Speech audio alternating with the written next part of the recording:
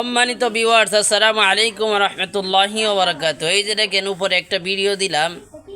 বর্তমানে ওয়াজ মাহফিলের সিজন আসতেছে, যাদের ভালো বক্তার প্রয়োজন। এই যে দেখতেছেন আমার এক দিনী ভাই মুফতি আব্দুল আজিজ সাহেব, দেখতে পাইতেছেন ওনার কণ্ঠ কিন্তু মাশাআল্লাহ অনেক ভালো বয়ান করেন। আপনাদের যাদের বক্তার প্রয়োজন এই স্ক্রিনে নাম্বার দেওয়া আছে, প্লাস ওয়াজটা একটু শুনে আসবেন ইনশাআল্লাহ। ওনার পেজটা কমেন্ট বক্সে দেওয়া থাকবে। যাদের ভালো বক্তা প্রয়োজন আপনারা বক্তা নিতে পারেন ইনশাআল্লাহ, দাওয়াত দিতে পারেন সিলেটি ভাইকে। সবাই ভালো থাকবেন, ভিডিওটা সর্বোচ্চ শেয়ার করে দিবেন।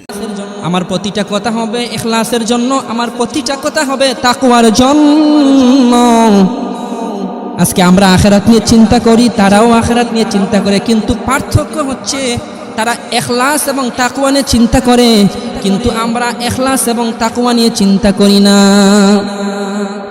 ও মুসলমান ভাই, মা সালাকাকুম ফি সাকারিন, আল্লাহ পাক প্রশ্ন করবেন, হে বান্দা তুমি তো দুনিয়াতে অনেক নামাজি ছিলে, অথবা ছিলে না, অথবা অবহেলা করেছিলে।